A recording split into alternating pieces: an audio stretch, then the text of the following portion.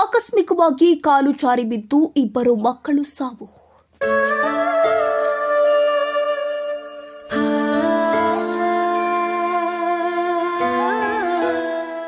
ಮಲಪ್ರಭಾ ನದಿ ದಡದಲ್ಲಿ ಆಟವಾಡಲು ಹೋದಾಗ ನಡೆದ ದುರ್ಘಟನೆ. ಕರುಳು ಕಿತ್ತು ಬರುವಂತಿದೆ ಪೋಷಕರ ಆಕ್ರಂದನ.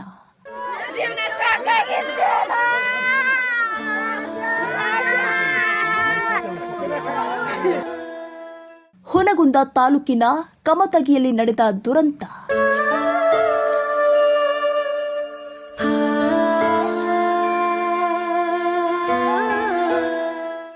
ಬಾಗಲಕೋಟೆ ಜಿಲ್ಲೆಯ ಹುನಗುಂದ ತಾಲೂಕಿನ ಕಮತಗಿಯಲ್ಲಿ ಆಟವಾಡಲು ಹೋಗ್ತೇನೆ ಎಂದು ಮನೆಯಲ್ಲಿ ಹೇಳಿ ಹೋಗಿದ್ದ ಇಬ್ಬರು ಬಾಲಕರು ಆಕಸ್ಮಿಕವಾಗಿ ಕಾಲು ಜಾರಿ ನದಿಯಲ್ಲಿ ಮುಳುಗಿದ ದಾರುಣ ಘಟನೆ ಜರುಗಿದೆ. ಕಮತಗಿಯ 12 ವರ್ಷದ ರಾಜು ಭೀಮಪ್ಪ, ಮಡಿಕೇರಿ ಮತ್ತು ಬಾಗಲಕೋಟೆ ತಾಲೂಕಿನ ಹೊನ್ನಕಟ್ಟಿ ಗ್ರಾಮದ 14 ವರ್ಷದ ಹುಚ್ಚೇಶ್ ಕೇಲುಡೆಪ್ಪ ಗೌಡ್ರ ಮೃತ ಬಾಲಕರು. ಇನ್ನು ಘಟನಾ ಸ್ಥಳಕ್ಕಾಗಮಿಸಿದ ಅಮೀನಗಡ ಪೊಲೀಸ್ ಠಾಣೆಯ ಪಿಎಸ್ಐ ಜ್ಯೋತಿ ವಾಲಿಕರ ಅವರು ಮುಳುಗಿದ ಮಕ್ಕಳ ಹುಡುಕಾಟಕ್ಕೆ ಇಲಾಖೆಯ ಸಿಬ್ಬಂದಿಗಳಿಗೂ ಸಹಾಯ ಮಾಡಿದರು. ಇಂದು ಮುಂಜಾನೆ ಅಗ್ನಿಶಾಮಕ ಸಿಬ್ಬಂದಿಗಳು ನದಿಯಲ್ಲಿ ಕಾರ್ಯಾಚರಣೆ ನಡೆಸಿ ಮೃತ ಬಾಲಕರನ್ನ ಹೊರತೆಗೆದಿದ್ದಾರೆ. ನೆರೆದಿದ್ದ ಬಾಲಕರ ಕುಟುಂಬಸ್ಥರ ಆಕ್ರಂದನ ಮುಗಿಲು ಮುಟ್ಟಿತು.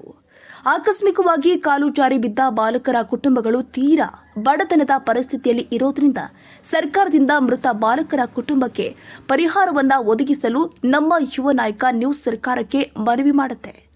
ಅಮೀನಗಡ ಪೊಲೀಸ್ ಠಾಣೆಯಲ್ಲಿ ಪ್ರಕರಣ ದಾಖಲಾಗಿದ್ದು, ಇನ್ಮುಂದಾದರೂ ಮಕ್ಕಳ ಬಗ್ಗೆ ಪೋಷಕರು ಜಾಗೃತಿ ವಹಿಸಲಿ.